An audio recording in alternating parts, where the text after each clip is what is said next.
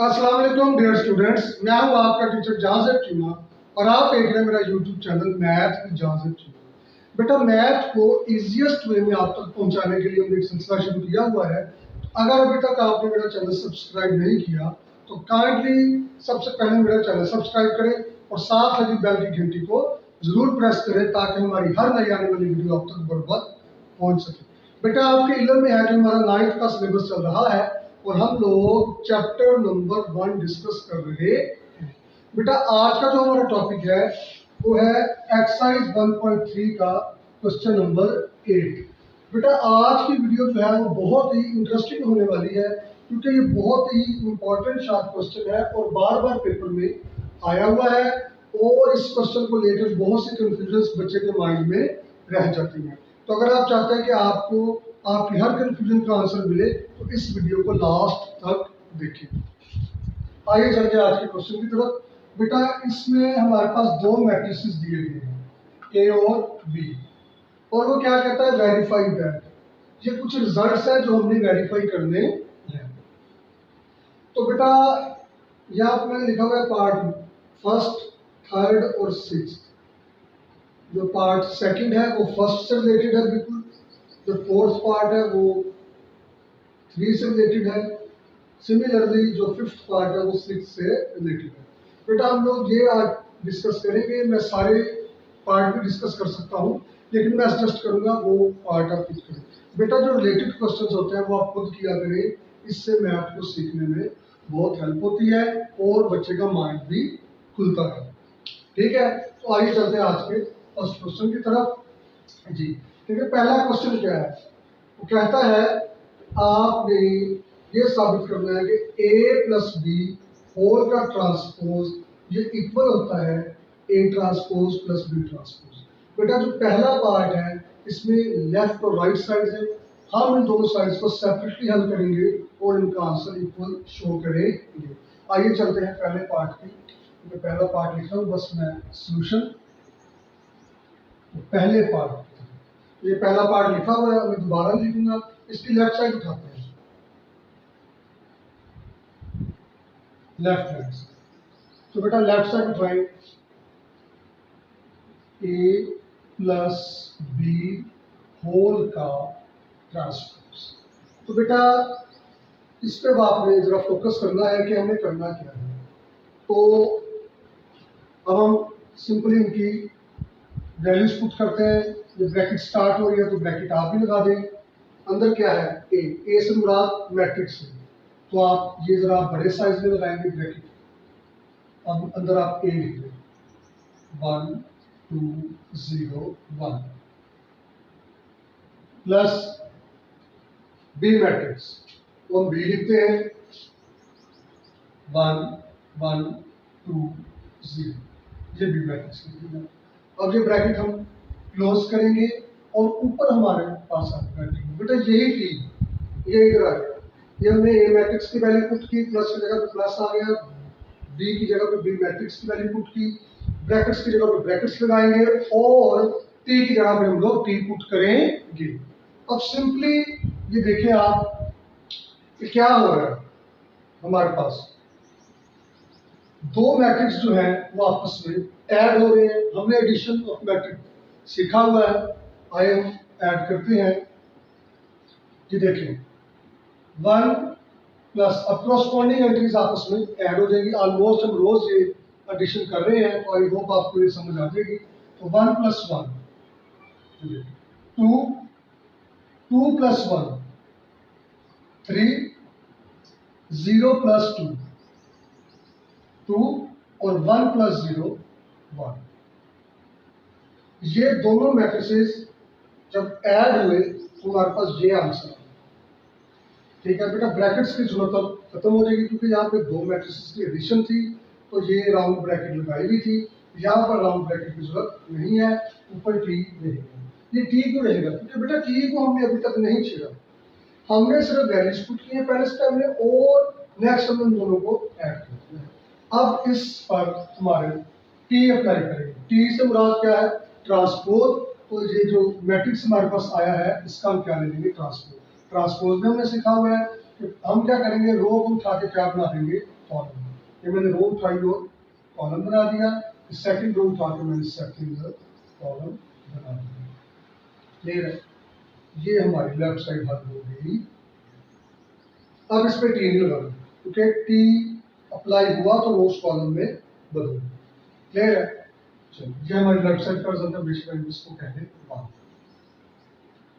उसके बाद चले, मैं नीचे नहीं कर रहा, हम इधर हल करते हैं। अब हम इसकी राइट साइड हल करते हैं। राइट हैंड जी, राइट साइड पे क्या है? A transpose plus b transpose. बेटा कुछ कुछ आपको समझ आ रही होगी कि वो असल में डिफरेंस क्या है लेफ्ट और राइट में। यहाँ पे हम क्या कर रहे हैं, दोनों को ऐड करना है, देन जो आंसर आएगा उसका ट्रांसपोज लेना है। इसमें जो है बेटा आप देखें, ए का ट्रांसपोज प्लस बी का ट्रांसपोज। अभी मैं हल करता हूँ, पहले हम ट्रांसपोज लेंगे, बाद में उनको ऐड करना है। जैसे क्वेश्चन चल रहा है वैसे चलाते हैं। आप ए की वैल्यू पुट करें, ए मैट्रिक्स 1 2 0 1। फिर ऊपर आप डाल दें टी, क्योंकि ए के ऊपर टी है, प्लस की जगह पे प्लस डालें। अब आ गया बी, बी मैट्रिक्स क्या वैल्यूज पुट करें, 1 1 2 0। बी के ऊपर टी है तो इधर भी आप टी।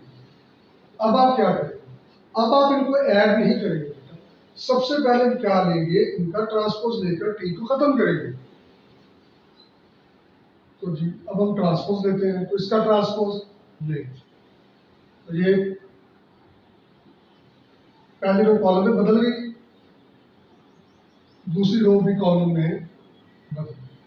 ठीक है बेटा, ये टी खत्म, टी का फंक्शन हमने टी अप्लाई कर दिया है, प्लस इधर आ गया, ये आ गई, पहली रो को कॉलम बना दिया, सेकंड रो को सेकंड कॉलम बना दिया। अब हम क्या करेंगे, सिंपली इन दो मैट्रिसेस को ऐड कर देंगे। इधर हम क्या कर रहे थे, पहले ऐड किया, बाद में जो आंसर है उसका ट्रांसपोज लेंगे। इधर हम पहले ट्रांसपोज लेंगे, बाद में उनको ऐड करेंगे। अब कॉरस्पॉन्डिंग एंट्रीज आपस में ऐड हो जाएंगी, 1 में तो ऐड होगा 1, तो आंसर आ जाएगा 2 जी, 0 प्लस 2 2 2 प्लस 1 3 1 प्लस 0 1, ये भी तो बेटा इसको आप कहेंगे 2। अब आप 1 और 2 का रिजल्ट चेक करें, क्या आंसर सेम आया है? जी देखिए, 2 2 3 1। सेकंड क्वेश्चन में देखिए 2 2 3 1, बिल्कुल हमारा आंसर क्या आ गया है, सेम आ गया। इसका मतलब है जो उसने बोला था कि वेरीफाई करो, तो हमने वेरीफाई कर दिया, हमने लेफ्ट साइड हल की, राइट साइड हल की। इसका मतलब है दोनों का आंसर सेम आ गया है। आप अगर लिख भी सकते हैं, इसके नीचे लिख दें बेटा, बेशक इधर लिख दें, फ्रॉम 1 एंड 2। तो 1 और 2 को देखें तो मैं लिख सकता हूँ कि जो लेफ्ट साइड है उसका आंसर और राइट साइड का आंसर क्या है, सेम आना। लेफ्ट साइड क्या थी, ए प्लस बी, इनको ऐड करके इसका ट्रांसपोज लें, या पहले सेपरेटली ट्रांसपोज लें, बाद में आप ऐड करें तो आंसर क्या आता है, सेम आता। तो बेटा ये जो है, ये शॉर्ट क्वेश्चन जो है पेपर में आया हुआ है। और आपने मजे की बात की, कई दफा ऐसा है कि उसने सिर्फ लेफ्ट साइड हल करने को दिया, तो कंफ्यूज नहीं होना, सिर्फ उसने कहा कि इसको मान लेना, हम लेफ्ट साइड का जिक्र नहीं करेंगे और सिंपल यहाँ तक हल कर देंगे, यही हमारा आंसर होगा। तो अभी इसके बाद अब हम चलते हैं, या आप इसको अच्छी तरह देख लें, बार बार वीडियो को आप रिवर्स करके देखें, पॉज करके देखें, तो इंशाल्लाह आपको समझ आएगी। अब बेटा हम चलते हैं अपने नेक्स्ट पार्ट की तरफ, ये मैं रेस कर रहा हूं जी।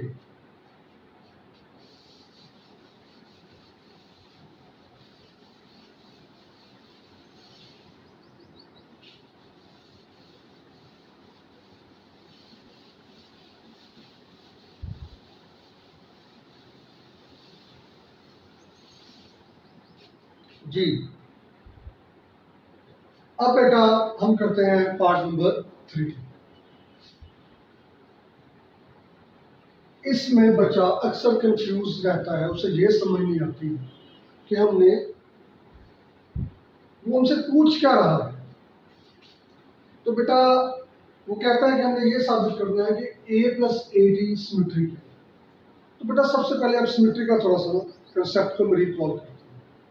लेट्स सपोज एक मैट्रिक्स, हमारे पास सिंपल एक मैट्रिक्स है C।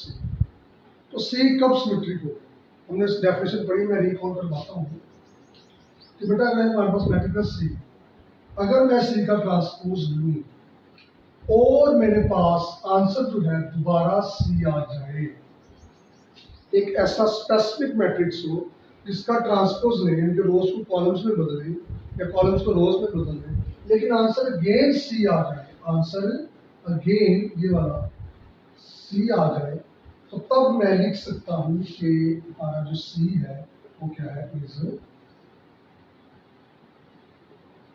C जो है वो सिमेट्रिक है। सिंपल एक मैट्रिक्स की बात, ठीक है। तो किसी भी मैट्रिक्स को जब हमने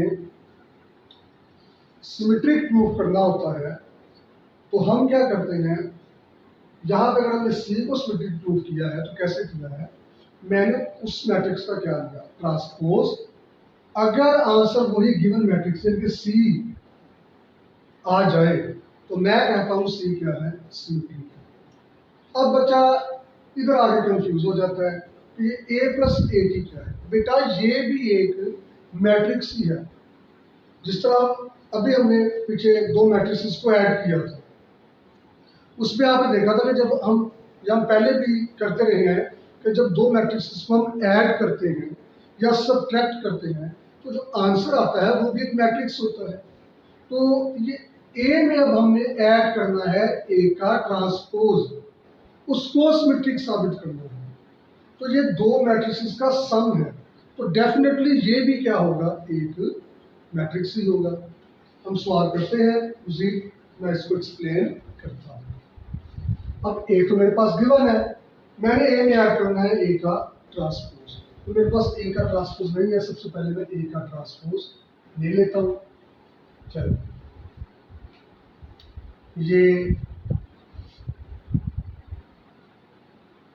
चलिए मैं डायरेक्ट ले रहा हूँ, ये ए है, ए का ट्रांसपोज कर इस रो को कॉलम में बदल, हम डायरेक्ट भी ले सकते हैं या एक स्टेप मैं छोड़ रहा हूँ कि टी दोनों तरफ अप्लाई करके तो बाद में लूँ, तो मैं डायरेक्ट ले लिया। अच्छा, और अब इस रो को हम क्या कर देंगे, अब हमारे पास दो मैट्रिक्स हैं, एक ए है एक ए टी। इस पार्ट में बी का कोई लेना देना नहीं। अब हम क्या करेंगे, ए मैट्रिक्स में ऐड करेंगे उसका ट्रांसपोज मैट्रिक्स। चलिए करते हैं, लिखता हूं मैं। पहले असल में हमने इस मैट्रिक्स को जनरेट करना है, ये हमारे पास है नहीं। जैसे यहाँ पर C गिवन था तो C को सिमेट्रिक साबित करना था, तो सिंपली मैंने ट्रांसपोज लिया। यहाँ पे जिस मैट्रिक्स को हमने सिमेट्रिक साबित करना है वो हमारे पास है नहीं, तो पहले हम क्या करेंगे, स्टेप बाय स्टेप उस मैट्रिक्स को जनरेट करेंगे, बनाएंगे। तो पहला स्टेप में मैंने क्या किया, 80 नहीं था तो 80 फाइंड किया। अब हम क्या करेंगे, ए में ऐड करेंगे 80। तो चलिए मैं करता हूँ, ए प्लस 80 जी, मैं नीचे भी लिख सकता हूँ। सबसे पहले ए लिखें, 1 2 0 1, ये मैंने ए लिखा है। आगे क्या है, प्लस, मैं प्लस का साइन दूंगा। आगे क्या है, 80, ये 80 हमारे पास ऊपर पड़ा हुआ है, ये हम कर लेंगे। ये क्या है, 1 0 2 1। अब हम इनको सिंपली ऐड करते हैं तो हमारे पास क्या आंसर आ जाएगा, ए प्लस 80 जी। सिंपल ऐड करें, कॉरस्पॉन्डिंग एंट्रीज ऐड होंगी, 1 प्लस 1 2, 2 प्लस 0 2, और ये देखिए 0 प्लस 2 2, और 1 प्लस 1 सारे हमारे पास सेम मैट्रिक्स हैं। तो बेटा ये वो मैट्रिक्स हमने खुद जनरेट किया है, इस मैट्रिक्स को हमने सिमेट्रिक साबित करना है। सर ये कोई मैट्रिक्स है? जी देखिए, राइट साइड देखिए इसकी। बेटा ये एक सिंपल मैट्रिक्स है, जैसे ए एक मैट्रिक्स है, बी एक मैट्रिक्स है, तो सिंपल ए ट्रांसपोज वो भी एक मैट्रिक्स होता है। इसी तरह दो मैट्रिक्स का जो सम है वो भी एक मैट्रिक्स होता है। बच्चा उसके नाम से कंफ्यूज हो जाता है। बच्चा इधर देखते हैं, बच्चा कहता है मैट्रिक्स का नाम कैसा होता है? ए है, बी है, तो ये कैसा मैट्रिक्स है? तो बेटा आप इसके एंट्रीज पे देखें, ये भी एक मैट्रिक्स है, same like a and b. हाँ, उसका नाम नाम तो बेटा हमने उसको वही देना है जिस तरह हमने उसको जनरेट किया है। अब ये क्या है? ये भी एक मैट्रिक्स है जिसमें मैंने एक मैट्रिक्स ए और उसी के ट्रांसपोज मैट्रिक्स को ऐड करके एक नया मैट्रिक्स बनाया है। तो बेटा जिस तरह ए एक मैट्रिक्स है, बी एक मैट्रिक्स है, सी एक मैट्रिक्स होता है, सेम लाइक दो मैट्रिक्स का सम भी एक मैट्रिक्स होता है। लेकिन हम उसको लिखते कैसे? हमने पढ़ा था एडिशन में कि अगर दो मैट्रिक्स ए और बी ऐड हो रहे हो तो हम उसको लिखते हैं ए प्लस बी। इसी तरह अब हम ए में बी को ऐड नहीं करेंगे, वो कहता है कि ए में ए का ट्रांसपोज ऐड करें। तो मैंने ए मैट्रिक्स था उससे ट्रांसपोज लिया, ए टी आ गया, अब इन दोनों को ऐड किया। तो इसकी राइट साइड को देखिए बेटा, ये भी एक मैट्रिक्स है जिसका नाम मैंने क्या रखा? ए प्लस ए टी। ये मजबूरी है मेरा ये नाम रखना, क्योंकि हमें उसे बताना है कि हमने कैसे ये मैट्रिक्स बनाया। अब इसको देख के अंदाजा हो रहा है कि है ये मैट्रिक्स ही, लेकिन इस मैट्रिक्स को कैसे जनरेट किया है? ए में ऐड किया ए का ट्रांसपोज। अब उस सवाल पे आते हैं, वो कहता है अब ये साबित करें कि ए प्लस ए की सिमेट्री है। अब हमारा गिवन मैट्रिक्स ये है, देखिए मैट्रिक्स ही तो है, नाम उसका अगर हमने रख दिया ए प्लस ए टी तो उससे कोई फर्क नहीं पड़ता। अब ये हमारा सी है, तो अब देखें कि मैंने सी को सिमेट्रिक साबित करना हो तो मैं क्या करूंगा? सी का ट्रांसपोज लूंगा, आंसर आएगा सी। अब इसी तरह मैंने इस मैट्रिक्स को सिमेट्रिक साबित करना है, इस मैट्रिक्स को सिमेट्रिक साबित करना है, तो मैं क्या करूंगा? इस गिवन मैट्रिक्स का क्या लूंगा? ट्रांसपोज लूंगा। और आंसर अगर यही मैट्रिक्स आ गया तो हम लिख देंगे ये मैट्रिक्स सिमेट्रिक। इससे आप वन का नाम ले लें। अब आप क्या करें? ये जो मैट्रिक्स हमारे पास गिवन है जिसका नाम है ए प्लस ए टी, इसको सिमेट्रिक साबित करना है। जैसे सी को सिमेट्रिक साबित करने के लिए हमने सी का ट्रांसपोज लिया था, हम क्या करेंगे? इस मैट्रिक्स का क्या लेंगे? ट्रांसपोज। अगर मैंने लेफ्ट साइड को ट्रांसपोज अप्लाई किया है तो मैं राइट साइड पे भी क्या कर दूंगा? ट्रांसपोज अप्लाई कर दूंगा। जी, अब हमने लेफ्ट साइड को नहीं छेड़ना। जी, अब इसका ट्रांसपोज लो, अब इस पे टी अप्लाई करें। टी अप्लाई करें तो पहली रो किसमें बदल गई? कॉलम में। दूसरी रो किसमें बदल गई? कॉलम में। जी, अब जो इंपॉर्टेंट बात है वो उसको आपने, मैं ट्रांसपोज नहीं जा रहा है, नीचे जा रहा था, पहली रो कॉलम में बदल गई, दूसरी रो की कॉलम में। अब आप इस साइड को ना छेड़े आप। ये हमारे पास गिवन मैट्रिक्स था ए प्लस ए टी, मैंने उसका क्या ले लिया? ट्रांसपोज। अब जरा जो बात समझने वाली है, बच्चा इस टाइम में बहुत गलती करता है। बेटा इस साइड को जरा वन से कंपेयर करिए, कि देखिए इस साइड को वन से कंपेयर करिए। इस मैट्रिक्स का ट्रांसपोज लिया ये है, इसको जरा देखें, इक्वेशन वन में जरा गौर करें, क्या ये इक्वेशन वन वाला ही मैट्रिक्स नहीं आ गया? जी, टू टू टू टू, इधर देखिए टू टू टू और टू, इसका मतलब है ये तो वही मैट्रिक्स आ गया। और वन में हमने इसका नाम क्या रखा है? ये। तो इसकी जगह पर मैं इसका नाम कुछ कर सकता हूँ। इसका नाम क्या है? ये सर, ये तो इसका नाम है। इसको वन में देखे ना जरा, क्या ये वही मैट्रिक्स नहीं आ गया? तो इसका नाम है ए प्लस ए टी, तो इसकी जगह मैं कुछ कर सकता हूँ, ए प्लस ए टी। अब मैंने किया क्या है? बेटा मेरे पास एक मैट्रिक्स था ए प्लस ए टी, मैंने उसका ट्रांसपोज लिया और आंसर मेरा ट्रांसपोज के बगैर वही मैट्रिक्स आ गया। जैसे सी का ट्रांसपोज लिया तो आंसर सी आ गया, तो मैं लिख सकता हूँ सी सिमेट्रिक है। ऐसे ही ए प्लस ए टी, ये एक मैट्रिक्स था, फर्क क्या है कि हमारे पास था नहीं, हमारे पास सिर्फ ए था, तो सबसे पहले मैंने वो मैट्रिक्स जनरेट किया, उसको नाम दे दिया 1 का। अब इसको सिमेट्रिक साबित करना है। सवाल असल में हमारा यहाँ से शुरू होता है।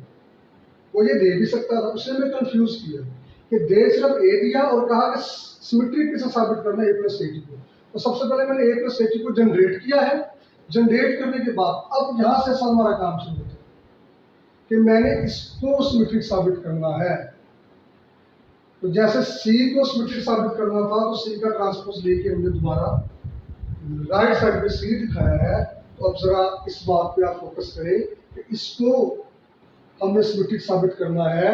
तो ये कब सिमेट्रिक साबित होगा कि अगर हम इस मैट्रिक्स का ट्रांसपोज लेते और आंसर वही मैट्रिक्स आ जाता। और वैसा ही हुआ।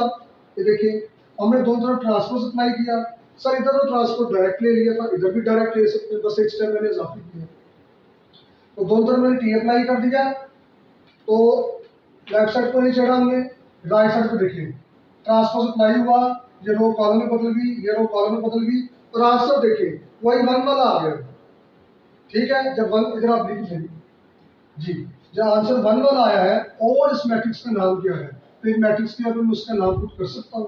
तो इधर आप एक छोटा सा हवाला दे दें फ्रॉम क्वेश्चन 1। तो ये मैंने इसका नाम ये इसकी जगह पे ये क्यों पुट किया, क्योंकि 1 में देखें ये मैट्रिक्स 1 वाला है और 1 में देखें इसका नाम क्या है ये। तो इसकी जगह पे मैं इसका नाम पुट कर सकता। देखिए मैंने किया क्या, मैंने एक मैट्रिक्स था ए प्लस ए टी, उसका ट्रांसपोज लिया और आंसर हमारा A plus A T given matrix आ गया है। इसका क्या मतलब है, मैं लिख सकता हूँ दिस इंप्लाइज दैट, आप नीचे लिखेंगे, मैं नीचे नहीं लिखूंगा क्योंकि बेटा शायद नजर ना आया आपको, ए प्लस ए टी इज